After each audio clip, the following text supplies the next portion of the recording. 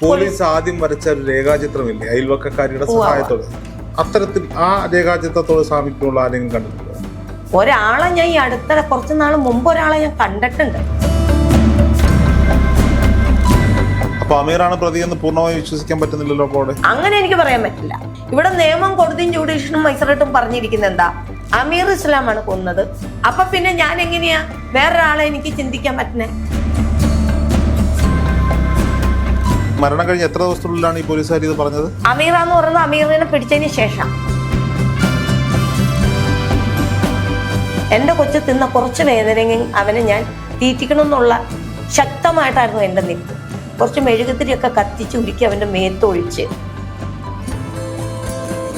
ഈ ലോകത്തിൽ ഒരുപാട് അമ്മ പെങ്ങന്മാർക്കും കുഞ്ഞുങ്ങൾക്കും മനസമാധാനത്തോടെ കൂടി ജീവിക്കാൻ പറ്റണം. സ്വപ്നത്തിലൊക്കെ വരാറുണ്ടോ? എന്റെ മനസ്സിനകത്ത് എന്നും എന്റെ മോളെ എനിക്ക് ജീവിച്ചിരിക്കെ, ഞാൻ എന്റെ മോൾക്കും ജീവിച്ചിരിക്കുന്ന പോലെയാണ് ഞാൻ ജീവിക്കുന്നത്.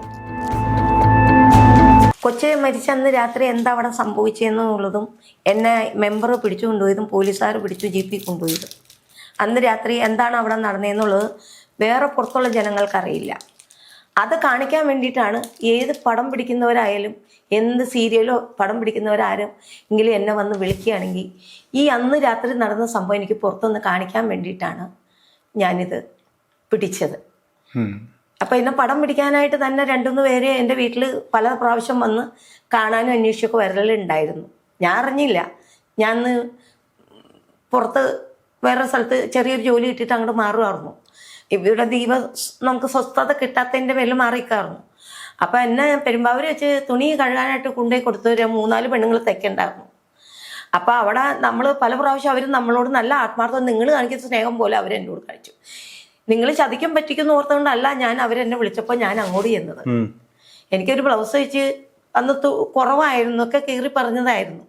അപ്പം അതുകൊണ്ട് ഞാൻ ആ ബ്ലൗസ് വയ്ക്കാനും വേണ്ടി അവിടെ ചെന്നുകൊണ്ടാണ് ഇവർ നമ്മുടെ പെരുമ്പാവൂർ അമ്പലത്തിൽ അടയ്ക്കൊന്ന് തൊഴാൻ പോയി. അപ്പം നമ്മുടെ പെരുമ്പാവൂർ നമ്മുടെ അമീർ ഇസ്ലാം നമ്മുടെ പെരുമ്പാവൂർ വന്നിട്ട് 10 വർഷമായി എന്നാണ് പറയണത്. അത് അറിഞ്ഞത് എങ്ങനെയാണെന്ന് വെച്ച് കഴിഞ്ഞാൽ, ഞാൻ പെരുമ്പാവൂർ ഒരു മൂക്കട ബഷീർ എന്ന് പറഞ്ഞൊരു ഇക്ക നമ്മുടെ 9 മുറി താമസിക്കുന്നത്, ഇക്ക മരിച്ചു പോയി, സ്കൂളിൽ മാഷായിരുന്നു, മക്കളും കുടുംബവും കൂടെ ഉണ്ട്. അപ്പം ആ ഇത്തായ പറഞ്ഞത്, ഈ അവൻ്റെ ഫോട്ടോ കണ്ട് TV കണ്ടപ്പോഴാണ് പറഞ്ഞത്, ഇവന് ഇവിടെ 10 വർഷത്തിൽ കൂടുതൽ ഇവനിവിടെ അവരെ വീടിൻ്റെ അവിടെ 9 മുറി താമസിച്ചിട്ടുണ്ടായിരുന്നു എന്നുള്ളത്. അങ്ങനെ ഇത്ത പറഞ്ഞാണ് ഞാൻ അറിയണേ. അപ്പം ഞാൻ ആ ഇത്താട മോക്കട, എനിക്ക് ജോലി ഇല്ലാണ്ട് ആശുപത്രി കിടന്ന് സുഖമില്ലാണ്ട് ഞാൻ ഇറങ്ങിയപ്പോൾ അന്ന് കൊച്ചു പഠിക്കുകയാണ്. അപ്പം സാൻ ജോസിൽ LLBക്ക് പ്രൈവറ്റായിട്ട് പഠിക്കുന്നതിന് 9,000 രൂപ അന്ന് അടയ്ക്കണം. സാൻ ജോസിൽ വേറെ ഫീസും ചെലവിൻ്റെ പൈസ അടയ്ക്കണം. രണ്ടും ഒരുമിച്ച് വേണം എനിക്ക് 2 സ്ഥലത്ത് ഫീസ് അടയ്ക്കണം. ഞാൻ ഒരാൾ പണിയെടുത്തിട്ട് ഒരു സ്ഥലത്ത് പണിയെടുത്ത് കിട്ടുന്ന പൈസയും കൊണ്ട് വേണം എനിക്ക് 2 സ്ഥലത്തും പൈസ അടയ്ക്കാൻ. അപ്പം എൻ്റെ കൊച്ചിൻ്റെ കഷ്ടപ്പാട് മാറി, അത് ഇച്ചിരി പഠിക്കണ കൊച്ചാണല്ലോ, ഒരെണ്ണം അതിൻ്റെ ഇഷ്ടത്തിന് കല്യാണം കഴിച്ചു പോയി, ഇതെങ്കിലും നന്നായി കൊച്ചിന് വളർന്നു വന്നോട്ടെ. ആ കുഞ്ഞിന് വേണ്ടി നമ്മൾക്ക് ചെയ്യാൻ പറ്റുന്ന നല്ല കാര്യങ്ങൾ, ഒരമ്മയ്ക്ക് ചെയ്തു കൊടുക്കാൻ പറ്റുന്ന കാര്യങ്ങൾ, എന്നാലും ഒരമ്മയ്ക്ക് അവിടെ നടന്ന സംഭവങ്ങൾ ചിത്രീകരിക്കാൻ വേണ്ടിയാണ് ഈ സിനിമാക്കാർ. അതിനു വേണ്ടിയാണ് ഞാൻ അന്ന് രാത്രി എന്റെ കെട്ടിയനെ എന്താ കൊണ്ടുതന്നെ, ഞങ്ങൾ എങ്ങനെയാ ജീവിപ്പിക്കുന്നത്, അങ്ങനെയൊക്കെ തന്നെയാണ് അത് പിടിച്ചിരിക്കുന്നത്. കുഞ്ഞുങ്ങൾ 2 ഇരട്ട പിള്ളേരെ പോലെ അടുത്തടുത്ത്. അത് അന്ന് ഞാൻ അവരോട് പുറത്തിറക്കാൻ പറഞ്ഞു. അവരങ്ങനെ കാര്യമായിട്ട് ഇറക്കിയില്ല. പെരുമ്പാവൂർ കുറെ ആളുകൾക്ക് വേണ്ടി മൊബൈലിൽ കൂടെ ഇറക്കി കൊടുത്തു. ഒരു 3-4 ഭാഗമുള്ളൂ. അപ്പൊ അത് ഒരു പെണ്ണിനെ കൊണ്ട് ആദ്യം പാട്ട് പഠിപ്പിച്ചു. അതിലൊരു പാട്ട് വിട്ടിട്ടുണ്ട്. ആ പാട്ട് ആ പെണ്ണ് പാടിയിട്ട് സുഖമില്ലാത്തതുകൊണ്ട് നമ്മുടെ പാട്ടുകാരി ചിത്ര ചേച്ചിനെ കൊണ്ട് അവിടെ പോയി അവർ ആ പാട്ട് അതിൽ പഠിച്ചിട്ടുണ്ട്. ഇല്ല പൈസ ഞാൻ അങ്ങനെ കൊടുത്തില്ല. അവര് വായ്പയായിട്ട് ചോദിച്ചിട്ടുണ്ട് പല തവണയായിട്ട്. കൊച്ചുങ്ങൾക്ക് സ്കൂളിൽ ഫീസ് അടയ്ക്കണം, ഗ്യാസ് എടുക്കണം, വാടക അടയ്ക്കാനോ, അങ്ങനെ പല കാരണങ്ങളും പറഞ്ഞ് അവർ വാടക പലിശ കടമായിട്ടാണ് വാങ്ങിച്ചത്. സിനിമയ്ക്കൊന്നും മറ്റുള്ള കാര്യത്തിനൊന്നും എൻ്റെ കയ്യിൽ പൈസ ഇല്ല. പിന്നെ എൻ്റെ കയ്യിൽ പൈസ ഇല്ല എന്നുള്ളത് സത്യമാണ്. ആ പൈസ അന്ന് കളക്ടറിന്റെ എൻ്റെ പേരിൽ അന്നേ ജോയിന്റ് അക്കൗണ്ട്. വീട് പണിതിന് ശേഷം ബാക്കി കിട്ടിയ പൈസ എവിടെ പോയി? അതൊന്നും ചോദിച്ചാൽ എനിക്കറിയില്ല. ആർക്കാ കിട്ടിയത്? അത് ഞാൻ പറയാം. അതെന്താന്ന് വെച്ച് കഴിഞ്ഞാൽ, നമ്മള് ഇപ്പൊ ഞാൻ പറഞ്ഞില്ലേ, പുലയക്കുട്ടിക്ക് സർക്കാർ പണിത് കൊടുത്ത വീടുന്ന് ജനം എനിക്ക് സ്വൈര്യം തന്നെ ഉണ്ടായില്ല. ജനം തന്ന പൈസ ഞാൻ ആരോട് ചോദിച്ചു വാങ്ങിച്ച പൈസയല്ല. എനിക്കിങ്ങനെ ബഹളം ഉണ്ടാക്കാനും ഒച്ചയും ബഹളം ഉണ്ടാക്കാനും അലമ്പുണ്ടാക്കാനാണ്, ഈ പൈസയുടെ കാര്യങ്ങൾ ഇങ്ങനെ ഉണ്ടാക്കാനാണ് എനിക്ക് ഇവരാരും ഇത് തരേണ്ട ഒന്നും കാര്യങ്ങളില്ല. എൻ്റെ മനസ്സമാധാനം കിടത്താനായിരുന്നെങ്കിൽ ഒരു കൊച്ചു മരിച്ച ആ കൊച്ചിൻ്റെ അമ്മയ്ക്ക് എല്ലാ നല്ല മനുഷ്യരും എനിക്ക് സമാധാനം തരേണ്ടവരാ. അതിങ്ങനെ കാശ് എന്നൊന്നും പറഞ്ഞുള്ള പഴിചാരി എന്നിങ്ങനെ സിനിമ പിടിച്ചു. അതുപോലെ ഇവർക്ക് കണക്കുണ്ടാക്കണമല്ലോ പണത്തിന് വേണ്ടി. അതുപോലെ ഒരുപാട് ആഡംബരം. ഈ ഇട്ടേക്കണ സാരി 130 രൂപയാണ്. അപ്പം അന്ന് എൻ്റെ കൂടെ ഞാൻ ഡ്രസ്സ് എടുക്കാൻ പോകുമ്പോൾ ഒക്കെ സാറുമാർ കൂടെ ഉണ്ട്. പിന്നെ എനിക്ക് ഇച്ചിരി നല്ല ഡ്രസ്സ് പുറത്ത് പോകുമ്പോൾ കൊടുക്കണമല്ലോ എന്ന് ഓർത്ത് ഒരു 2-3 ഡ്രസ്സ് എൻ്റെ പിള്ളേർക്കും ഞാനും ഒക്കെ എടുത്തിട്ടുണ്ട്. അത് സത്യമുള്ള കാര്യമാണ്. അന്നില്ലാതെ ആവശ്യമില്ലാത്തൊരു ആർപ്പാടം ഞാൻ അണിഞ്ഞിട്ടില്ല. പിന്നെ ഞാനും സാറുമാരും എനിക്ക് എപ്പോഴും ഷുഗറൊക്കെ കൂടുതലായിരുന്നു. 102 ചാനലിൽ പോയിട്ട് ഞാൻ ബ്യൂട്ടീഷ്യൻ ചെയ്യാറില്ല എന്നൊക്കെ പറഞ്ഞു. അതാണ് ഞാൻ പറഞ്ഞത്. ഞാൻ കാറിലൊന്നും പോയില്ല അന്നൊന്നും. അത് ഞാൻ പെരുമ്പാവൂർ ബസ്സിൽ നിന്ന് തന്നെ വന്നത്. ആകെ കാറിൽ പോയത് എൻ്റെ കൊച്ചിൻ്റെ വഴിപാട് കഴിക്കാൻ പളനിക്കാണ് പോയത്. അത് അന്ന് ബസ് കിട്ടാൻ പാടും ഭയങ്കര ബുദ്ധിമുട്ടുള്ളതുകൊണ്ട് നമ്മുടെ നാട്ടിൽ ഒരു വണ്ടിക്കാരൻ പയ്യനുള്ളൂ. ഈ കഥകൾ പലത് വന്ന കൂട്ടത്തില് ഒരു നേതാവുമായി എന്തോ ഒരു ബന്ധം അത് പറയാൻ വരട്ടെ. അപ്പൊ അതുകൊണ്ട് ഇവിടെ പറയുന്നു സർക്കാർ പണിതന്ന വീട്. സർക്കാർ പണിതന്ന വീടിൽ നിന്ന് ഈ കളക്ടറിന്റെ എൻ്റെ പേരിൽ നിന്ന് യോന്റെ അക്കൗണ്ടിൽ നിന്ന് പൈസ എടുത്താണ്, താങ്കളുടെയും കളക്ടറിന്റെ പേരിൽ നിന്ന് യോന്റെ അക്കൗണ്ടിൽ നിന്ന് പൈസ എടുത്താണ് വീട് പണിതേക്കണം. വീട്ടിലെ തട്ടുമുട്ട് സാധനങ്ങളും എല്ലാം മേടിച്ച് തന്നേക്കണം. അത് മേടിക്കാൻ പോയപ്പോൾ എന്നെ കൊണ്ടുപോകരുത്, എനിക്ക് പോണത് ഇഷ്ടമല്ലായിരുന്നു. എൻ്റെ കൊച്ചിനെ കൊന്നിട്ട് ആരങ്ങനെ ഒരു ആർപ്പാടം കാണിക്കുന്നതും എനിക്ക് ഇഷ്ടമല്ലായിരുന്നു. പറയുമ്പോൾ എനിക്ക് തുറന്നു പറയണ്ടേ. കാരണം എനിക്ക് എൻ്റെ കൊച്ചായിരുന്നു എനിക്ക് വേണ്ടത്. എൻ്റെ കൊച്ചു ജീവിച്ചിരുന്നപ്പോൾ ഞങ്ങൾ പലവരുടെയും കാലിലും ഞാൻ കൈ നീട്ടിയിട്ടുണ്ട്. അന്ന് എന്നെ പുറംകാലം കൊണ്ട് എല്ലാവരും തട്ടിവിടുകയും ചെയ്തിട്ടുള്ളൂ. ചെളിയിൽ ചവിട്ടിക്കൂട്ടും പോലെ എന്നെ ആക്കിയുള്ളൂ. അന്ന് എന്തുകൊണ്ട് അന്ന് കൊച്ചു ജീവിച്ചിരുന്നപ്പോൾ ഇന്ന് ചെയ്ത മോടി അന്ന് ആരെങ്കിലും ഒരാൾ ചെയ്തിരുന്നെങ്കിൽ ഇന്ന് എൻ്റെ മകള് ജീവിച്ചിരിക്കില്ലേ? പിന്നെ എന്തുകൊണ്ട് ഇങ്ങനെ ചെയ്തേ? ദുരന്തവും മരണവും എന്തിനിങ്ങനെ ചെയ്തു? എൻ്റെ കൊച്ചിനെ കൊന്നിട്ട് തന്ന ആർപ്പാടങ്ങളാണോ എനിക്ക് അങ്ങനെ വേണ്ട. എനിക്ക് അങ്ങനെ ഒരു ആർപ്പാടത്തിന്റെ ആവശ്യമില്ല. പിന്നെ എനിക്ക് മനസമാധാനം ഉണ്ടായില്ല. അങ്ങനെ വന്നതുകൊണ്ടാണ് ഞാൻ കളക്ടറേറ്റിൽ പോയി എനിക്ക് വിവരാശം വേണമെന്ന് പറഞ്ഞത്. കാരണം സർക്കാർ പണിതെന്ന് വീടുന്നാണ് പറഞ്ഞിരിക്കണം പുലിയെ കുട്ടിക്ക്. മനസ്സിലായി, അതൊക്കെ വ്യക്തമാണ്. അല്ല എന്നാലും ഒന്നോടെ നമ്മൾ പറയണമല്ലോ, പറഞ്ഞ കാര്യങ്ങൾ നമ്മൾ വീണ്ടും പറയണ്ട. അതെ. അപ്പൊ ഇവിടെ സർക്കാർ പണിത് വന്ന വീടെന്ന് പറയുമ്പോൾ സർക്കാരിന്റെ പൈസ എടുത്ത് വീട് പണിതു. അങ്ങനെയാണെങ്കിൽ ഈ കളക്ടറിന്റെ എൻ്റെ പൈസന്ന് യോയിന്റെ അക്കൗണ്ടിൽ നിന്ന് ഇവരെന്തിനു പൈസ എടുത്ത് വീട് പണിതു? അപ്പൊ അങ്ങനെയാണെങ്കിൽ ഇവിടെ സർക്കാരിന്റെ പണം കാണണമല്ലോ. ആ പണം അവിടെ പോയി. ആ പണം ആരുടെ കയ്യില? ഇവര് വലിയ എമൗണ്ടാ പറയുന്നത്. ആകെ 2 കുഞ്ഞു മുറിയാ, ഒരു ഇത്രേന്റെ പകുതി ഇത്രയുള്ള ഒരു ഹാള്, ഒരടക്കള, ബാത്റൂം കംപ്ലീറ്റും പൊട്ടി പൊളിഞ്ഞു പോയിരിക്കുക. അതിൻ്റെ ഒരു ക്ലോസറ്റ് മാത്രം ഇച്ചിരി പൊട്ടാനും. ഇപ്പം ഏത് അവസ്ഥയിൽ നിന്ന് കുറച്ച് ദിവസമല്ലോ ഞാൻ ഇങ്ങോട്ട് വന്നേക്കണത്. ഇവിടെ ചെറിയ കച്ചവടം ചെയ്ത് ജീവിക്കാൻ വിശന്നിട്ട് ആരോടും കൈ കിട്ടാൻ പോകണ്ട് എന്ന് പറഞ്ഞോണം. അപ്പം വീടൊക്കെ മാനത്ത് ഇടിവെട്ടുള്ളതിനാണ് ഭിത്തികളൊക്കെ വിണ്ട് പൊട്ടി പൊളിഞ്ഞുകൊണ്ടിരിക്കണത്, കഷ്ണം കഷ്ണമായിട്ട് വാർത്തപ്പുറമൊക്കെ. അപ്പോൾ ഇവർ നല്ല രീതിയിൽ പണിതന്നൊരു വീടാണെങ്കിൽ ഇവർ പറയണ എമൗണ്ട് ഈ വീടിനായിട്ടുണ്ടോ?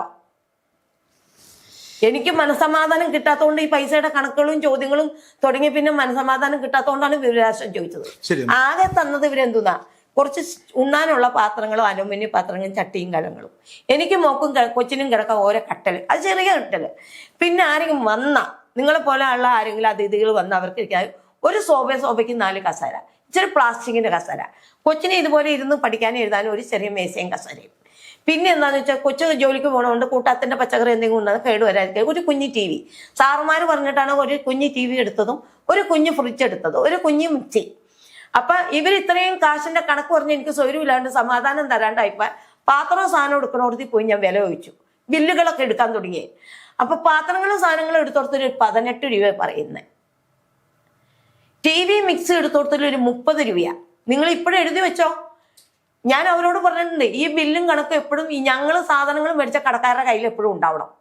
ഞങ്ങളിൽ ബന്ധപ്പെടുന്ന ഇതിന് എന്തെങ്കിലും പ്രശ്നങ്ങൾ ഉണ്ടായി വന്നാൽ നിങ്ങൾ അത് അവരോ വരുമ്പോൾ നിങ്ങൾ ഇത് പറയുകയും ചെയ്യണം. അതുപോലെ ഇത്രയും സാധനങ്ങളും ഇത്രയും രൂപകളാണ് അന്ന് സാധനങ്ങൾ. ഇതെല്ലാം വാങ്ങി വെച്ചെങ്കിലും രാജേശ്വരി അമ്മയ്ക്ക് ഇപ്പോഴും വീട്ടിൽ കിടക്കാൻ പറ്റുന്നില്ല.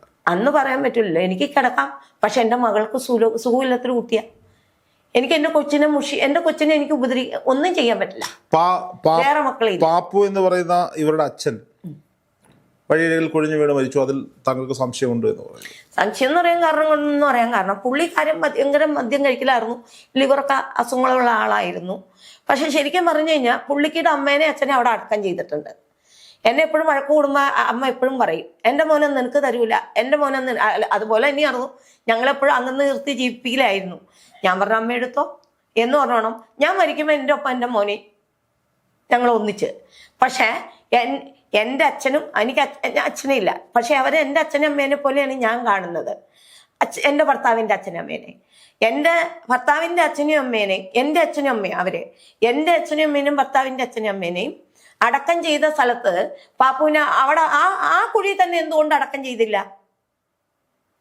എന്തുകൊണ്ട് പാപ്പുവിന്റെ അതിർത്തി വിട്ട് വേറൊരു കരയെ കൊണ്ടുപോയി, വേറൊരു മശാനത്തിൽ കൊണ്ടുപോയി പാപ്പുവിനെ എന്തിനാ ദയിപ്പിച്ച? അവിടെയാണ് എനിക്ക് സംശയം വന്നത്.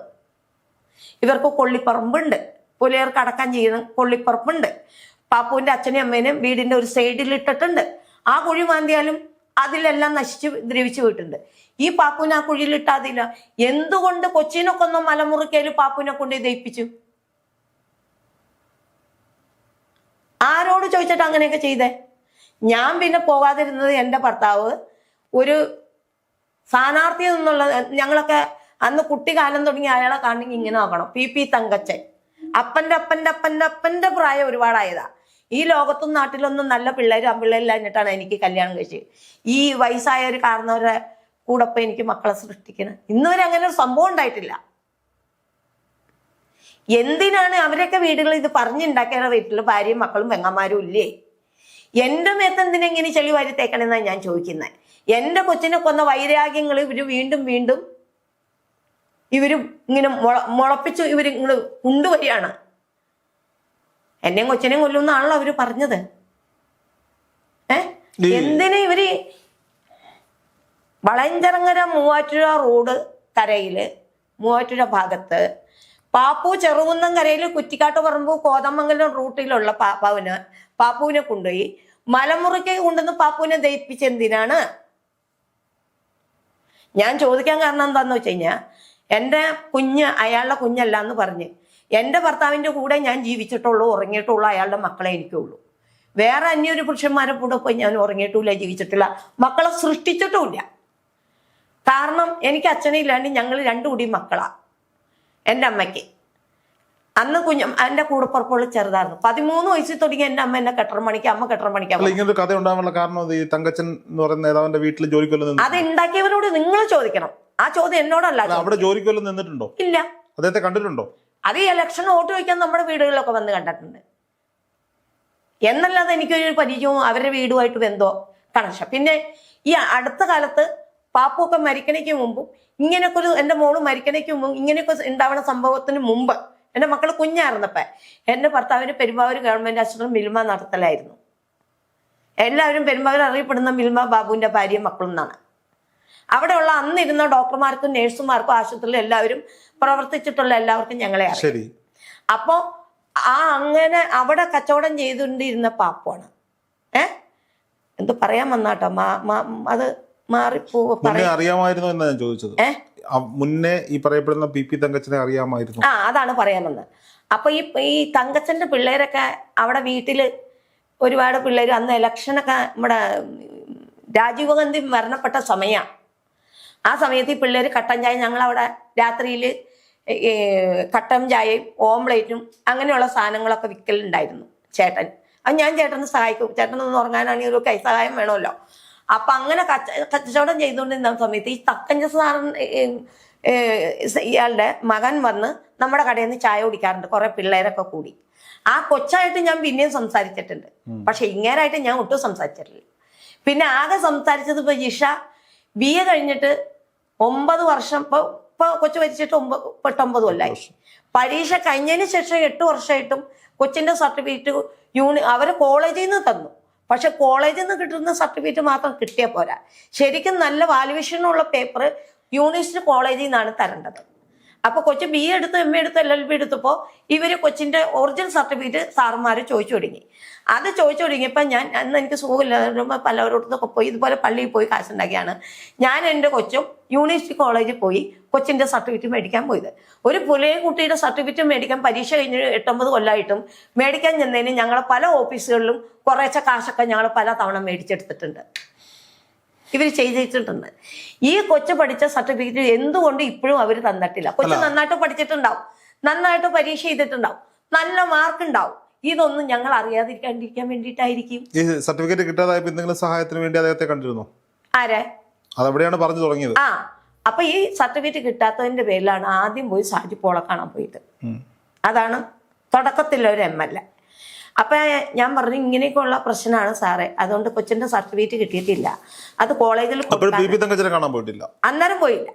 ആദ്യം സാജുപോളയാണ് കാണാൻ പോയത്. സാജുപോള് ശരിയാക്കി തരാത്തോണ്ട് നടപ്പിലാകാത്തതിന്റെ പേരിലാണ് ഞാനും എന്റെ മോളും കൂടി ഒരു ദിവസം രാവിലെ തന്നെ തങ്കച്ച സാറിന്റെ വീട്ടിൽ.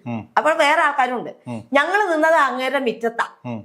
അങ്ങനെ വീടിന്റെ അടക്കളയോ വീടിന്റെ മുറിയോ ഉള്ളോ എങ്ങനെ ഇരിക്കണം പോലും ഞാൻ ഇന്നുവരെയും കണ്ടിട്ടില്ല, എനിക്ക് അറിയാനും പാടില്ല.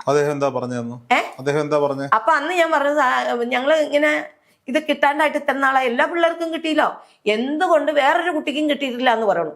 ഈ ഞങ്ങളുടെ കുട്ടികൾക്ക് മാത്രം. അപ്പൊ സാറ് പറഞ്ഞു, അല്ല MLA പറഞ്ഞു, ഞാനൊന്ന് അന്വേഷിക്കട്ടെ, തല ചൊറിഞ്ഞുണ്ട്, പുള്ളിക്കൊരു തല ചൊറിയിലുണ്ട്. അപ്പൊ ഫ്രണ്ടിൽ ഇരിക്കുകയാണ് ഞങ്ങൾ ചെല്ലുമ്പോ മിറ്റത്ത് കസേരയിൽ. അപ്പൊ ഇങ്ങനെ കൊച്ചിന്റെ സർട്ടിഫിക്കറ്റ് കിട്ടിയിട്ടില്ല, ഞങ്ങൾക്ക് അത് ആവശ്യമാണെന്ന് പറഞ്ഞു. ഞാനൊന്ന് അന്വേഷിക്കാം. അപ്പൊ തന്നെ പുള്ളി ഒന്ന് വിളിച്ചു ചോദിച്ചു എന്താണ് ഒരു തമ്മിൽ അവിടെ നിന്ന് ഇങ്ങോട്ട് പറഞ്ഞാൽ നമുക്ക് കേൾക്കാൻ പറ്റൂലല്ലോ. അപ്പൊ ഞാനൊന്ന് അന്വേഷിക്കട്ടെ എന്ന് പറഞ്ഞു. അന്നും ഇന്നും അന്വേഷിക്കട്ടെ എന്ന് പറഞ്ഞെങ്കിലും ഇന്നേ നാടികരെ ആ സാധനം എന്റെ വീട്ടിൽ അയച്ചു. പിന്നീട് അദ്ദേഹത്തെ കണ്ടിട്ടില്ല? ഇല്ല, കണ്ടിട്ടില്ല. കണ്ടിട്ടില്ല. അത് വെറും കെട്ടുകഥകളായിരുന്നു. അത് കെട്ടുകഥ മാത്രം പോലല്ലോ, ഇവന്മാരെ ഇതൊക്കെ പറഞ്ഞുണ്ടാക്കി കെട്ടുകഥകൾ ഇത് പറഞ്ഞുണ്ടാക്കി ആരാണ്? അവരെ നീതിപീഠത്തിന്റെ മുമ്പിൽ കൊണ്ടുവരണം, നിയമത്തിന്റെ മുമ്പിൽ കൊണ്ടുവരാതിരിക്കാൻ പറ്റില്ല. ഇന്ന് ഒരുപാട് സ്ത്രീകൾക്കും പെൺകുഞ്ഞുങ്ങൾക്കും കുട്ടികൾക്കും ഇപ്പൊ പിറന്നു വീഴുന്ന കുഞ്ഞുങ്ങളെയും ഇപ്പോഴും അനവധി കൊലപാതകങ്ങൾ ചെയ്ത് കൊന്നൊതുക്കുന്ന കാലഘട്ടങ്ങളാണ്. ഇപ്പൊ വെള്ളം കയറി എത്രയോ പാവപ്പെട്ട കുഞ്ഞുങ്ങളെയും ഒക്കെ മരിച്ചു. പത്തനംതിട്ടയിലെ ഒരു നരബലി നടന്ന സമയത്ത് ഞാൻ കേട്ടിട്ടുണ്ട്. പെരുമ്പാവൂരുള്ള ഒരു ഷാഫിയാണ് അതിൽ പ്രതിയായത്. ആ സമയത്ത് ഏതോ ഒരു ചാനലിൽ എനിക്ക് സംശയമുണ്ട് എന്റെ മോളെ. അങ്ങനെ സംശയം ഉണ്ടെന്നല്ല ഞാൻ പറഞ്ഞത്, ഒരു പോലീസ് അന്ന് പറയലുണ്ടായി. കാരണം ഞാൻ ഹോസ്പിറ്റലിൽ 16 വർഷം ഒരു ഹോസ്പിറ്റലിൽ അറ്റൻഡറായിട്ട് ജോലി ചെയ്ത, പ്രസവത്തിന് കാറുണ്ട്, തിയേറ്ററിൽ കേസ് കഴിഞ്ഞ പേഷ്യന്റിന്റെ കാര്യങ്ങളൊക്കെ എല്ലാം ചെയ്യാറുണ്ട്, പിന്നെ ലേബർ റൂമിൽ നിൽക്കാറുണ്ട്, അതിനെല്ലാം ജോലി അറിയാം പറയട്ടെ. അപ്പൊ അതുകൊണ്ട് നമ്മൾ ഡോക്ടർ നേഴ്സോ അല്ലെങ്കിലും കുറച്ച് കാര്യങ്ങളൊക്കെ നമുക്ക് കാര്യങ്ങൾ കണ്ടാൽ മനസ്സിലാവും. ഇത് അന്ന് 3 പെണ്ണുങ്ങളെയാണ് അയാൾ പിടിച്ചു കൊണ്ടുപോയെന്നാണ് പറയണത്. അപ്പൊ ഇവർക്ക് ശരിക്കും പറഞ്ഞാൽ ഒരു ഡോക്ടറിന്റെ സാന്നിധ്യം ഇല്ലാതെ ഇവർക്ക് ഓരോ അവയവങ്ങളും, മനുഷ്യന്റെ ശരീരത്തിൽ ഇരിക്കുന്ന ഓരോ അവയവങ്ങളും എവിടെ ഇരിക്കുന്നു, എവിടെ ഏതൊക്കെ ഭാഗത്താണ് അത് മാർക്ക് ചെയ്ത് അവർക്കത് എടുക്കാൻ പറ്റണേ. സാധാരണ അത് ഇപ്പൊ ഹൃദയം ഇരിക്കണമെങ്കിൽ ഹൃദയത്തിന്റെ ഭാഗത്ത് മാർക്ക് ചെയ്തായിരിക്കും അവരത് കണ്ടിച്ച് മുറിച്ചെടുക്കുന്നത്. കിഡ്നി ഇരിക്കുകയാണെങ്കിൽ അതുപോലെ തന്നെ. അപ്പൊ അത് ശരിക്കും ഒരു ഡോക്ടറിന്റെ വ്യാജ ഡോക്ടറാവാം, നല്ല ഡോക്ടർമാര് ഒറിജിനൽ ഡോക്ടർമാരെ ഇറങ്ങൂല. ജിഷയുടെ മരണത്തിൽ ഷാഫിയുടെ സാന്നിധ്യം സംശയിക്കുന്നുണ്ടോ? അല്ല, ഞാൻ പറഞ്ഞില്ല, ഒരു പോലീസ് സാറ് പറയുന്നത് എന്താ, അതാണ് പറഞ്ഞു തന്നെ. കാരണം തന്നെ അവര് ആർട്ടെടുത്തു, ബ്രസ്റ്റ് എടുത്തു, പിന്നെ അവര് അരഭാഗം മുറിച്ചു എന്ന് പറഞ്ഞു.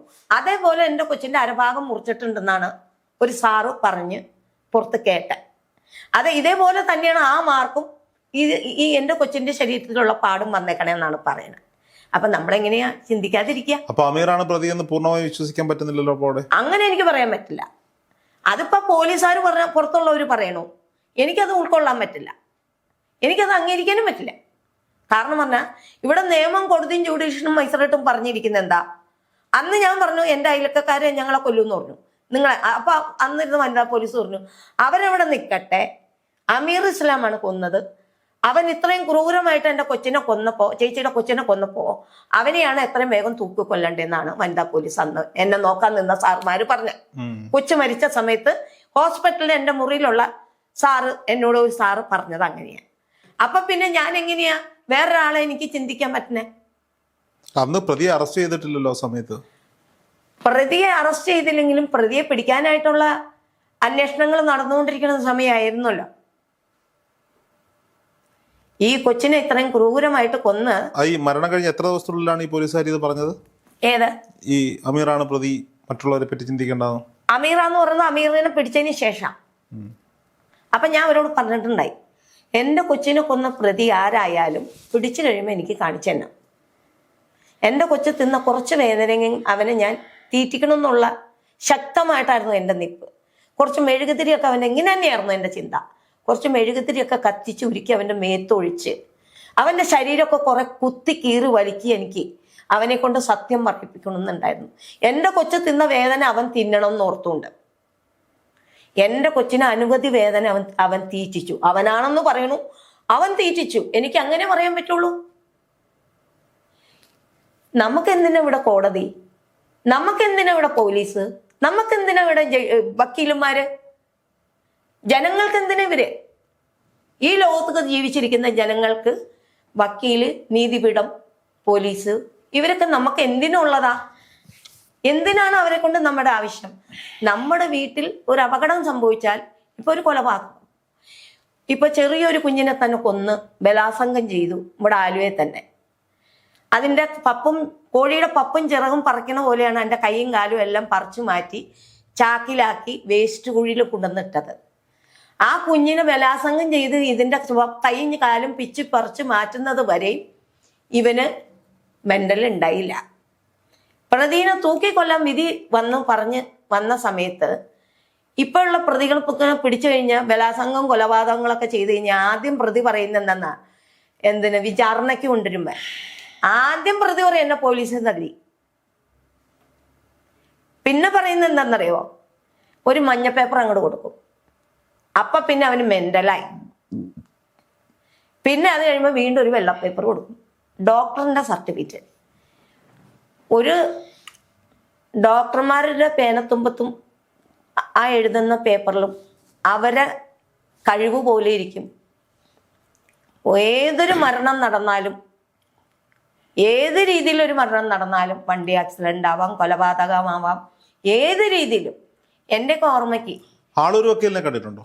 ആളൂർ വക്കീലിനെ കണ്ടേക്കണത് ഞാൻ എൻ്റെ മോള് മരിച്ചതിന് ശേഷം അമീർ ഇസ്ലാമിന്റെ കാര്യത്തിന് ഇയാൾ അവിടെ വന്നിട്ടുണ്ടായിരുന്നു. കേസ് സംസാരിച്ചെന്ന് പറഞ്ഞാൽ ഒരു പ്രാവശ്യം ഒരു വാക്കേ പറഞ്ഞോളൂ കോടതിയിൽ വെച്ച്. എന്താന്ന് പറയാൻ കാരണം, സൗമ്യ വധക്കേസിന്റെ കാര്യം നമ്മൾ ഈ ലോകം ഒട്ടാകെ എല്ലാ രാജ്യത്തും ജനങ്ങൾ അറിഞ്ഞിരിക്കുന്ന സംഭവമാണ്. ഒരു പെൺകുട്ടികൾക്കും നമുക്ക് മരിക്കാൻ ആരും, ഒരു ജീവൻ നമുക്ക് തമ്പുരാൻ തന്ന ജീവൻ മരിക്കാൻ ആരും ആഗ്രഹിക്കാറില്ല. അപ്പൊ ആ കുട്ടീനെ രാത്രി ഇങ്ങനെ ട്രെയിനിൽ തട്ടിയിട്ട് അതിനെയും ആക്രമിച്ചിട്ടുണ്ടെന്നുള്ളതും അതിന്റെ പല്ലൊക്കെ പോയിട്ടുണ്ടെന്നുള്ളതൊക്കെ നമ്മൾ കേട്ടിട്ടുള്ള കാര്യങ്ങളാണ്. അത്രയും ക്രൂരമായിട്ട് ഇങ്ങനെ ഒരു സംഭവം ചെയ്ത കേസ് ആളൂരാൻ ആ കേസ് പ്രതിനെ ഒന്നുമല്ലാത്ത രീതിയിൽ ഇങ്ങനെ ഒരു കുറ്റം ചെയ്തിട്ടില്ല എന്നും പറഞ്ഞ് അവനെ തൂക്കയറ് മാറ്റി അയാളെ വലിയ ശിക്ഷയിൽ നിന്ന് അയാളെ പുറത്തിറക്കി കൊണ്ടുവന്നു. എന്താന്ന് വെച്ച് കഴിഞ്ഞാൽ ചില ആൾക്കാർക്ക് ഒരു ഇതുണ്ട്, ഒരു കറി തിന്നുമ്പോൾ അത് നല്ല രുചി ഉണ്ടാവും, പിന്നെ അത് തിന്നാൻ തോന്നും. അപ്പൊ പല നാള് കക്കുമ്പോ ഒരു നാൾ അതൊക്കെ ഇഷ്ടപ്പെടും. ഞാൻ പറഞ്ഞതിന്റെ ഉദാഹരണം മനസ്സിലായല്ലോ. ഒരു നാള് കളവ് ചെയ്താൽ പല നാള് കഴിയുമ്പോഴാണെങ്കിലും എപ്പോഴെങ്കിലും അഭയ കേസ് എങ്ങനെ വന്നു? അമീറിനെ രക്ഷിക്കാൻ പറ്റിയില്ല. അല്ല, അമീറിനെ രക്ഷിക്കാൻ തോന്നുന്നു, അയാൾ രക്ഷിക്കാൻ വേണ്ടി വന്നതാണ്. അയാൾ അമീറിന് വേണ്ടിയിട്ട് സംസാരിച്ചതാണല്ലോ, കോർട്ടില് വാദിച്ചതാണല്ലോ. അപ്പൊ അന്ന് ഞാൻ പറഞ്ഞു, ഈ അമീർ ഇസ്ലാം നിങ്ങൾ ഇവിടുന്ന് നിന്ന് ഊർത്തി കൊണ്ടുപോവാണെങ്കിൽ എനിക്ക് കൊടുക്കാനും സ്വർണം മേടിക്കാനും കാശുണ്ടായിട്ടല്ല, തൻ്റെ കയ്യിൽ ഞാൻ ഒരു പൊന്മോതിരം ഇട്ട് അന്ന് ഞാൻ തരാമെന്ന് പറഞ്ഞു. ഈ അമീർ ഇസ്ലാമിനെ, എൻ്റെ കൊച്ചിനെ ഇത്രയും വേദന തീറ്റിച്ച് കൊന്ന ഒരു കൊച്ചിനെ ഇവനെ ഇതിൽ നിന്ന് ഊരി കൊണ്ടുപോവുകയാണെങ്കിൽ അത് ഞാൻ കോടതിയിൽ ഉറക്കെ വിളിച്ചു പറഞ്ഞിട്ടുള്ള കാര്യം. അപ്പൊ ഞാൻ അന്നും പറഞ്ഞു, ഇവനാണ് കൊന്നതെന്നാണ് ഇവിടെ നിയമം വിധിച്ചേക്കണത്. എനിക്കതേ വിശ്വസിക്കാൻ പറ്റുള്ളൂ, എനിക്കതേ ഉൾക്കൊള്ളാൻ പറ്റുള്ളൂ. പിന്നെ ഞാൻ കണ്ടിട്ടില്ല, എൻ്റെ വീട് അടഞ്ഞു കിടക്കാറുണ്ട്, എൻ്റെ വീട്ടിലേക്ക് എനിക്ക് അകത്തേക്ക് കയറിയിട്ടില്ല, ഞാൻ പുറത്തു തന്നെ നിന്നേ. ആ പുറത്തുനിന്ന് തന്നെയാണ് എന്നെ വനിതാ പോലീസ് ആദ്യം വരച്ച ഒരു രേഖാചിത്രമില്ലേ അയൽവക്കക്കാരിയുടെ സഹായത്തോടെ, അത്തരത്തിൽ ആ രേഖാചിത്രത്തോട് സാമീപ്യമുള്ള ആരെങ്കിലും കണ്ടിട്ടുണ്ടോ? അങ്ങനെ ഒരു രേഖാചിത്രം തന്നെ ഒരാളെ ഞാൻ ഈ അടുത്ത കുറച്ച് നാൾ മുമ്പ് ഒരാളെ ഞാൻ കണ്ടിട്ടുണ്ട്. അപ്പോഴൊക്കെ ഞാൻ ഇങ്ങനെ ചോദിച്ചൊന്നുമില്ല, ചോദിച്ചാ പിന്നെ അത് കാണാൻ പറ്റില്ലല്ലോ. അതല്ല ഞാൻ ചോദിച്ചത്, നിങ്ങളുമായി ബന്ധപ്പെട്ട് ജിഷയുമായി ഈ അടുത്തടെയാ. ജിഷ മരിക്കുന്നതിന് മുമ്പ് അങ്ങനെ ആരെങ്കിലും കണ്ടിട്ടുണ്ടോ? ഇല്ല, അത് നമ്മുടെ മറൈൻ ഡ്രൈവിൽ തന്നെയാണ് ആള് വന്നേക്കണത്. ഒരു 1, 2, 3 തവണ ആൾ അവിടെ വന്നിട്ടുണ്ട്. അതേ ഷേപ്പ്, അതേ മുടി എല്ലാം അങ്ങനെ എനിക്ക് തോന്നിയത്. പക്ഷെ അതെനിക്ക് പറയാൻ പറ്റില്ലല്ലോ, അയാൾ ഇതിലൊന്നുമല്ല. അവര് പിടിച്ചേക്കണ പ്രതി നിരപരാധിയാണ്. ഛായാചിത്രമായിട്ട് ഒരു രേഖ പോലും ഇല്ല. ആ പിടിച്ച പ്രതിക്ക് പല്ലിനൊരു വിടവുമില്ലാത്താന്നാണ് ഇവിടെ നമുക്ക് കേസെടുത്ത കാര്യങ്ങൾ അറിയാൻ കഴിയും. പ്രതി നിരപരാധിയാണെന്ന് എന്ന് എനിക്ക് ഒരിക്കലും പറയാൻ പറ്റില്ല. അങ്ങനെയാണ് പറഞ്ഞത്. അല്ല, ഛായാചിത്രം വരച്ച് പോലീസ് വരച്ച ഛായാചിത്രവുമായി ഛായാചിത്രത്തിന്റെ കാര്യം ഞാൻ പറഞ്ഞു. അല്ല, പോലീസ് വരച്ച ഛായാചിത്രവുമായി അമീറുൽ ഇസ്ലാമിന് യാതൊരു വിധമായ എന്ന് ഞാൻ പറഞ്ഞില്ല. അമീർ ഇസ്ലാമിനെ ഞാൻ പറഞ്ഞില്ല, പേരെടുത്ത് പറഞ്ഞില്ല. ഞാൻ പറയാണ് അമീറുമായി ബന്ധമില്ല. അവിടുന്ന് ഇങ്ങോട്ട് വന്ന ചോദ്യം ഇങ്ങനെയാ, ഛായാചിത്രമായിട്ട് ബന്ധമുള്ള ആളുകളെ ഇതിനു മുമ്പ് കണ്ടിട്ടില്ല. ഞാൻ സമ്മതിക്കുന്നു, ഞാൻ കണ്ടിട്ടില്ല. പക്ഷെ ഇവിടെ നിയമം വിധിച്ചേക്കണത് അമീർ ഇസ്ലാം എന്നാണ്. കാരണം ഒരു കുഞ്ഞിനോടും ഒരു മൃഗത്തിനോടും ചെയ്യാൻ പറ്റാത്ത രീതിയിലുള്ള ക്രൂരതയാണ് എന്റെ കുഞ്ഞിന്. അപ്പൊ അതെനിക്ക് ഒരിക്കലും എന്റെ ചങ്ക് ഇങ്ങനെ കത്തി കത്തി പൊഞ്ഞോണ്ടിരിക്കുക, നെഞ്ച്. അപ്പൊ അവൻ തന്നെ പ്രതി എന്ന് പറയുമ്പോ ഈ 2 പ്രാവശ്യം കൊച്ചു മരിച്ചടി അവനെ തൂക്കിക്കൊല്ലാൻ വിധിച്ചു. ഇപ്പൊ വലിയ ഇലക്ഷൻ കഴിഞ്ഞപ്പോ വീണ്ടും ഒരു വിധി വന്നു അവനെ തൂക്കിക്കൊല്ലാമെന്ന്. അത് കഴിഞ്ഞപ്പോ ഈ അടുത്ത ദിവസം പറയണു താൽക്കാലികമായി മാറ്റി വെച്ചിരിക്കുകയാണ്. നമ്മൾ അറിയാതെ അത് വേണ്ട എന്ന് വെച്ചിട്ടില്ല, താൽക്കാലികമായി മാറ്റി. അങ്ങനെ ചെയ്യേണ്ട കാര്യമില്ലല്ലോ. എന്തിനു ചെയ്തു? താൽക്കാലികമായിട്ടും ചെയ്യേണ്ട കാര്യമില്ലല്ലോ. അങ്ങനെ എഴുതി വെച്ച ഒരു വാചകം അവിടെ നിന്ന് ആ ഒരു വാചകത്തിന്റെ അക്ഷരം അവിടെ വെട്ടിമാറ്റി തിരുത്തേണ്ട കാര്യമില്ലല്ലോ. സുപ്രീം കോടതിയുടെ അധികാരമാണ്. അങ്ങനെ അധികാരമില്ലല്ലോ. ആ അധികാരം എല്ലാം തീർത്ത് കംപ്ലീറ്റും തൂത്ത് തുടച്ച് നീക്കം ചെയ്താണല്ലോ അവനെ തൂക്കിക്കൊല്ലാൻ വിധിച്ചത്. പിന്നെ ഒരു തൂക്കിക്കയറിട്ട് കഴിഞ്ഞാൽ പിന്നെ അവിടെ വേറെ ഒരു ഇല്ല. അങ്ങനെ ഒരു വിധി പറയാൻ പറ്റില്ല. അങ്ങനെ വിധി പറയാൻ പറ്റുന്ന ഒരു രീതിയിലല്ല. അമീർ ഇസ്ലാമിനെ തൂക്കിക്കൊല്ലാനാണ് അവിടെ വിധിച്ചേക്കണത്. പിന്നെ എങ്ങനെയാ അമീർ ഇസ്ലാമിനെ ഇവിടെ വീണ്ടും ഒരു ഇത് ഉണ്ടാക്കണത്? പറ നിങ്ങള്. അമീർ ഇസ്ലാമിനെ പിന്നെ വീണ്ടും ഒരു വിധി വേറെ വരുന്ന എങ്ങനെയാ? ഇത്രയും ക്രൂരമായിട്ട് ഒരു കൊച്ചിനെ കൊന്ന കൊച്ചിനെ ഇവനെ നല്ല പച്ചമലയിൽ ലോകം മുഴുവനും ജനങ്ങൾ ഞെടിഞ്ഞ് അറിഞ്ഞിരിക്കുന്ന ഒരു സംഭവമാണ് 2 പ്രാവശ്യവും അവനെ തൂക്കിക്കൊല്ലാട്ട. പിന്നെ വീണ്ടും അവന് വീണ്ടും വേറൊരു ഇത് കോടതിയിൽ വരുന്ന എങ്ങനെയാ? നിയമമാണ്. ഒരു നിയമമില്ല. നിയമം ഒരിക്കേ ഉള്ളൂ. ആ നിയമം കോടതി പറഞ്ഞാൽ ഒരിക്കൽ പറഞ്ഞ സത്യം, ഒരു ജഡ്ജി പറഞ്ഞാൽ ആ ഒരിക്കൽ പറഞ്ഞ സത്യം പിന്നെ ഒരിക്കലും മാറ്റാൻ പാടില്ല. സുപ്രീം കോടതിയിൽ വരെ എല്ലാ കോടതിയും കഴിഞ്ഞിട്ടാണല്ലോ തൂക്കി വിധിച്ചേക്കണത്. ഇല്ല, അതെ, എല്ലാ വിധിയും കഴിഞ്ഞ് എല്ലാ അവിടം കഴിഞ്ഞ് എല്ലാ സംഭവം കഴിഞ്ഞ് ലാസ്റ്റ് ആണ് അവര് പറഞ്ഞു ഞങ്ങൾക്ക് വീണ്ടും ഒന്നോടെ കാര്യങ്ങൾ നോക്കാം. പണ്ട്, ഇപ്പോഴല്ല, അതിനു മുമ്പ്. അന്ന് ഞാൻ കോടതി പോയിട്ടുണ്ട്. അന്ന് പരാതി കൊടുക്കാം. അന്ന് കൊറോണ വന്ന കാലത്ത് ഞാൻ 2-3 തവണ എന്റെ കൊച്ചിനെ കൊന്നവനെ എത്രയും വേഗം തൂക്കിക്കൊല്ലാന്നും പറഞ്ഞ് ഞങ്ങൾ പേപ്പറും കൊണ്ട് പോയിട്ടുണ്ട്. സുപ്രീം കോടതിയിൽ ഇല്ല, ഒരിക്കൽ പറഞ്ഞ കാര്യങ്ങൾ വീണ്ടും സുപ്രീം കോടതിക്ക് മാറ്റം വരുത്താൻ പാടില്ല. അത് തെറ്റാണ്. തെറ്റാണത്. അത് എന്നോട് ചെയ്യണ പോലെ നാളെ എന്റെ കുഞ്ഞിനോട് ചെയ്തതുപോലെ നാളെ വേറെയും കുഞ്ഞുങ്ങൾക്ക് ഇത് ബാധിക്കും. ലോകത്തുള്ള ജനങ്ങൾക്ക് ഇത് ബാധിക്കും. ഇപ്പോഴും അങ്ങനെയല്ലേ? സുപ്രീം കോടതി ഇനി തൂക്കിക്കൊല്ലാൻ വിധിച്ചാലും അവന് വേണമെങ്കിൽ രാഷ്ട്രപതിക്ക് ദയാഹർജി സമർപ്പിക്കാം. അങ്ങനെ ഇവിടെ ഞങ്ങളും ഈ ലോകത്ത് ആർക്കും അറിയാൻ പറ്റില്ല. ഇവിടെ ലോകത്തുള്ള എല്ലാ ജനങ്ങൾക്കും സുപ്രീം കോടതി വിധി എഴുതിയാൽ വിധി തന്നെയാണ്. സുപ്രീം കോടതി വിധി എഴുതിയിട്ടില്ല ഇതുവരെ. ഞാൻ പറഞ്ഞതല്ല, അവനെ തൂക്കിക്കൊല്ലാൻ വിധിച്ചോ ഹൈക്കോടതിയാണ്. ഹൈക്കോടതി വിധിച്ചോ? ആ ഹൈക്കോടതി എല്ലാ സ്ഥലം കഴിഞ്ഞാണ് ലാസ്റ്റ് ആണ് ഹൈക്കോടതി വിധി എഴുതുന്നത്. ഹൈക്കോടതിക്ക് മുകളിലാണ് സുപ്രീം. അതും കഴിഞ്ഞിട്ടാണ് വിധി വീണ്ടും വന്നേക്കണത്. രണ്ടാമതും അവനെ തൂക്കിക്കൊല്ലാൻ വിധി വന്നത്. ആ കോടതിയും കഴിഞ്ഞു. അതാണ് താൽക്കാലികമായി സുപ്രീം കോടതി. അല്ലല്ല, താൽക്കാലികമല്ല. ഒരു കുഞ്ഞിന്റെ ജീവനെടുത്തോ മനുഷ്യന്റെ ജീവനെടുത്തിട്ട് താൽക്കാലികം കടയിൽ പോയി പച്ചക്കറി പലഞ്ഞന അരി സാമാനം മേടിക്കണ പോലെ അല്ല. ഒരാളുടെ ജീവൻ എടുത്തിട്ട് 24 മണിക്കൂറും ആളുകളെ കൊന്നിട്ട് പ്രതിനെ തൂക്കേറിടും, പിന്നെ അവരെ സംരക്ഷിക്കാൻ ഇറക്കുക. അത് ഒരു കോടതിക്കും ഒരു ജഡ്ജിക്കും ഒരു പോലീസ് ഉദ്യോഗസ്ഥനോ ഒരു വക്കീലിനോ യോജിച്ച കാര്യമല്ല. അതൊരു ന്യായമല്ല, ഒരു മര്യാദയല്ല, ഒരു സത്യസന്ധതയല്ല. അത്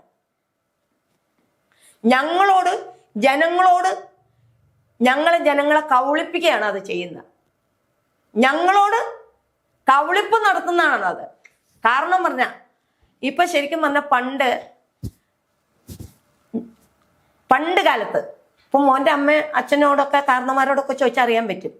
എൻ്റെ അമ്മ എൻ്റെ കാരണന്മാർ എൻ്റെ പ്രായം, എൻ്റെ ഓർമ്മയ്ക്ക് ഇത്രയും പ്രായം വരെ പണ്ട് ഒരു മരണങ്ങളും കൊലപാതകങ്ങളോ നമ്മുടെ രാജ്യത്തില്ല. ഇപ്പൊ രാഷ്ട്രീയം നല്ലതല്ല, സത്യസന്ധതയല്ല ഇപ്പൊ നടക്കുന്നത്. ഇപ്പൊ വെള്ളം കയറി കൊടുത്തി തന്നെ കാണാൻ പാടില്ല. അതുങ്ങൾക്ക് കൊടുക്കാൻ കൊണ്ടുവന്ന കാശ് എന്താ ചെയ്യുന്നേ? അതുങ്ങൾക്ക് കൊണ്ടുവന്ന ആഹാരങ്ങള്, അതുങ്ങൾക്ക് കൊണ്ടുവന്ന ഡ്രസ്സുകള് എന്താ ചെയ്യുന്ന? ആരൊക്കെ വീടുകളിൽ എവിടെയൊക്കെ പോകുന്നുണ്ടത്? ഞങ്ങൾ ടി വിയിൽ കണ്ടുകൊണ്ടിരിക്കുന്ന കാര്യങ്ങളത്. ഇപ്പൊ ശരിക്കും പറഞ്ഞു കഴിഞ്ഞാൽ ഒരു കൊച്ചു ലാറിയിൽ മണ്ണിന്റെ അടിയിൽ പോയി എന്ന് പറഞ്ഞു. അതിന്റെ ശരീരം ഇന്നേ നാഴിക വരെയും കിട്ടിയിട്ടില്ല എന്ന് പറഞ്ഞു. ആ ശരീരം എവിടെ ഇരിക്കുന്നു? എന്താ ഇവർക്ക് കണ്ടെത്താൻ കഴിയാത്ത? കഴിയും. അമീർ എന്തിനു വേണ്ടിയായിരിക്കും ഇത് ചെയ്തത്? അത് അമീറിനോട് ചോദിക്കണം, എന്നോട് ചോദിക്കേണ്ട ചോദ്യമല്ല. അമീറിനെ കാണാൻ പോയ ഞാൻ വീട്ടിലില്ലായിരുന്നു. എന്റെ കൊച്ചിനെ ഞാൻ വന്നപ്പോ അമീറിനെ കാണാൻ പോയ ഒരാളോട് അമീർ പറഞ്ഞു, ഞാൻ പറയുന്നത് മുഴുവൻ കേൾക്കണം. അമീർ പറഞ്ഞത് എനിക്കറിയില്ല, എനിക്ക് ജിഷയെ അറിയില്ല. അതെന്താന്നറിയോ? ഞാൻ പറയട്ടെ. അല്ല ഞാൻ പറയട്ടെ, അതെന്താന്നാ? അത് ആളൂരാന്ന് പറഞ്ഞാൽ കൈക്കൂലി മേടിച്ച് തിന്നാൻ ഒരാൾ ആക്രമണം പിടിച്ചെടുക്കല്ലേ? അവൻ പറഞ്ഞ അവന്റെ അയാളുടെ വായിന്ന് ചാടിക്കണ ചുണ്ടിത്തരം, അത് കള്ളത്തരം പറഞ്ഞു കൊടുത്ത് പിടിപ്പിച്ച് അവനെ കൊണ്ട് പറയിപ്പിച്ചേക്കണ അത്. പക്ഷെ ഈ ആളൂര ഇതിനു മുമ്പ് ഒരു തെറ്റ് ചെയ്തിട്ടുണ്ടല്ലോ. ഒരു പെങ്കൊച്ച് ഒരു കേസ് കൊടുത്ത് ആളൂരാനെ കാണാൻ ചെന്ന് കേസ് നടത്താൻ വക്കീലിന് കൊടുത്തിട്ട് 5 ലക്ഷം രൂപയാണ് ആ പെൺകുട്ടിയോടും ആളൂരാൻ ചോദിച്ചത്. ആ 5 ലക്ഷം രൂപയിൽ നിന്ന് 3 ലക്ഷം രൂപ പെൺകുട്ടി കൊടുത്തിരുന്നു. ബാക്കിയുള്ള പൈസ കൊടുക്കാൻ കയ്യിൽ ഇല്ലാത്തതുകൊണ്ട് ആ പെൺകുട്ടിയോട് പറഞ്ഞു, നിങ്ങളുടെ കയ്യിൽ കാശില്ലെങ്കിൽ മറ്റുള്ള കാര്യങ്ങളിൽ രീതിയിൽ ഞങ്ങൾ പരിഗണിക്കും. നിങ്ങൾ വന്നു. അത് ആളൂരാൻ അത്ര നല്ല ആളൂരാനായിട്ടാണോ ആളൂരാൻ ശിക്ഷിക്കപ്പെട്ടത്? നമ്മുടെ കേസുമായി ബന്ധപ്പെട്ട അല്ലല്ല, ആളൂരാൻ അന്ന് ശിക്ഷിക്കപ്പെട്ടത് എന്തിനാ? ആ പെൺകുട്ടിയോട് മോശമായിട്ട് പെരുമാറിയിട്ടല്ലേ? അത് തന്നെയാണ് എല്ലാ കേസിനും ആളൂരാൻ നടത്തുന്ന സംഭവം. ആളൂരാൻ നടത്തുന്ന ഈ വളരെ കള്ളത്തരങ്ങൾ നടത്തി കൂട്ടി ആളൂരാന് പൈസയുടെ ആക്രാന്തം കൊണ്ട് നടത്തി കൂട്ടുന്ന പോലീസ് പറഞ്ഞതേ ഈ പ്രതിയുടെ പല്ലിലൊരു വിടവുണ്ട്, അമീറിന്റെ പല്ലുകൾക്ക് വിടവില്ല. ഞാൻ അമീറിന്റെ വായോ പല്ലോന്ന് ഞാൻ കണ്ടവരാണ് ഇത് പറയുന്നത്. അല്ല, ഞാൻ തുറന്നു നോക്കിയവരാണ് ഇത് പറയുന്നത്. അതെനിക്ക് വിശ്വസിക്കാൻ പറ്റില്ലല്ലോ, ഞാൻ അംഗീകരിക്കാൻ പറ്റൂല്ലോ. അവന്റെ ശരീരം, അവന്റെ ബ്ലഡ്, അവന്റെ എല്ലാ കാര്യങ്ങളും മെഡിക്കൽ ചെക്കപ്പ് ഒക്കെ ചെയ്ത് കഴിഞ്ഞതാണ് നിയമം എന്നാണ് ഇവിടൊക്കെ പറഞ്ഞേക്കണത്. നിയമം പറഞ്ഞേക്കണ കാര്യങ്ങളാ. പിന്നെ അതെന്താ? അല്ല, അത് നിയമപരമായി പറയുന്ന കാരണം ഈ കുളിക്കടവിൽ വെച്ചുണ്ടായ പ്രശ്നമാണ്. കുളിക്കടവിൽ അങ്ങനെ സംഭവമില്ലല്ലോ. എന്റെ മോള് അന്നത്തെ ദിവസം കുളിക്കാനേ പോയിട്ടില്ല. എന്റെ മോള് അന്നത്തെ ദിവസം കുളിക്കാൻ പോയിട്ടില്ല. പോകരുന്ന് ഞാൻ പറഞ്ഞോണ്ടാ പോയേക്കണം എന്റെ വീട്ടിൽ നിന്ന്. ഞാൻ എവിടെ പറഞ്ഞാലും ദീപ പോലെ അല്ല എന്റെ ജിഷ. ഞാൻ ഒരു വാക്ക് പറഞ്ഞത് ആ പടിയെ അനുസരിക്കുക എന്റെ കുട്ടി. ശരി, ദുരൂഹതകൾ ബാക്കി നിൽക്കുന്നുണ്ടോ? എവിടെയൊക്കെയോ എന്തൊക്കെയോ. പക്ഷെ ഞാൻ ചോദിക്കുന്നത് അതല്ല. എന്റെ ഭർത്താവ് ആര് പറഞ്ഞിട്ടാണ് അന്നും ഇതുപോലെ തന്നെ ഇസ്മായിലും ഈ ജോമോൻ പുത്തമ്പുരക്കലും ആണ് അവർ വന്നതിന് ശേഷമാണ് എൻ്റെ കുട്ടി എൻ്റെ ഭർത്താവിൻ്റെ അല്ല ഈ MLA ആന്ന് പറഞ്ഞുണ്ടാക്കിയത്. അത് ഇവരിങ്ങനെ പറഞ്ഞുണ്ടാക്കാൻ എന്തിനാണ്? ഞാൻ ഇന്ന് വരെ ഒരു തെറ്റും ചെയ്യാതെ ജീവിച്ചൊരു പെണ്ണ. എൻ്റെ കുടുംബത്തിന് വേണ്ടി കഷ്ടപ്പെട്ട അച്ഛനില്ലാത്തതുകൊണ്ട് കൂടപ്പുറപ്പുളയും വളർത്തി. എൻ്റെ ഭർത്താവ് കള്ളുകൂടിയനും മക്കൾക്ക് വേണ്ടി ഒരു പുസ്തകം മേടിക്കുക, ഒരു ഉടുപ്പ് ഒഴിച്ചു കൊടുക്കുക, യാതൊന്നുമില്ല. ഞാൻ കഷ്ടപ്പെട്ട് തടിമില്ലിലും പാടത്ത് കിടന്നും ആണുങ്ങൾ 2 തടി തോളത്ത് കയറ്റി വെച്ച് കഴിഞ്ഞാൽ റീസൈനും മാൻസൈനും തട്ടണം. എന്ത് വെയിറ്റ് ഉണ്ടാവുന്ന ഒരു കട്ട തട്ടി നമ്മുടെ പെണ്ണുങ്ങളുടെ തോളത്ത് കയറ്റി തരുമ്പോ നിങ്ങളൊന്ന് ആലോചിച്ച് നോക്ക്.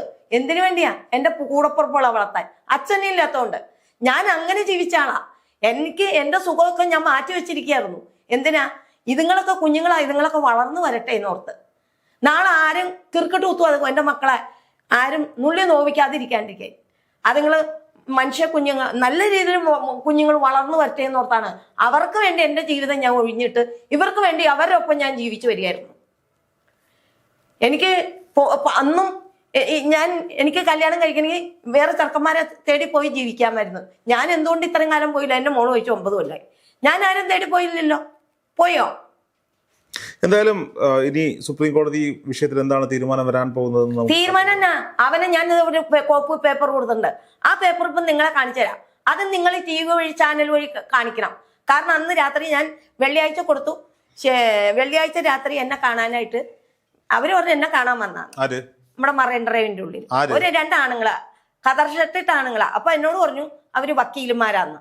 അപ്പൊ എന്നോട് പറഞ്ഞു എന്നെ ഹൈക്കോർട്ടിൽ കയറ്റിയില്ല. ഞാൻ പറഞ്ഞു എനിക്ക് കയറണം, എൻ്റെ കൊച്ചിന്റെ കാര്യത്തിനാണ്. തൂക്കുകയറ് മാറ്റി ഇവർ ഇത്രയും ചെയ്യാമെങ്കിൽ എനിക്ക് എന്തുകൊണ്ട് ഹൈക്കോടതിയിൽ കയറാൻ പറ്റാത്ത, എന്നെ കയറ്റാത്തതിന്റെ കാരണം എന്താ? അവന്റെ തൂക്കുകയറ് മാറ്റാമെങ്കിൽ എനിക്ക് ഹൈക്കോടതിയിൽ കയറാം. വന്നിട്ട് എന്താ പറഞ്ഞേ? അപ്പൊ അയാൾ പറഞ്ഞു ഞങ്ങൾ വക്കീല, അത് നല്ല പൊക്കമുള്ളവരാ.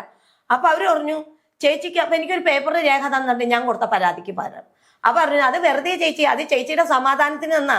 ആ പേപ്പറിന് ഒരു വാല്യുവേഷൻ ഉണ്ടാവൂല, ആ പേപ്പർ കൊണ്ട് ഒരു ഉപയോഗം ഉണ്ടാവൂല, അതുകൊണ്ട് അവനെ ഒന്ന് രക്ഷപ്പെടുത്താൻ പറ്റില്ല എന്ന് 2 വക്കീലുമാര് അന്ന് രാത്രി എന്നോട് വന്ന് പറഞ്ഞു. അതെന്തിനാ?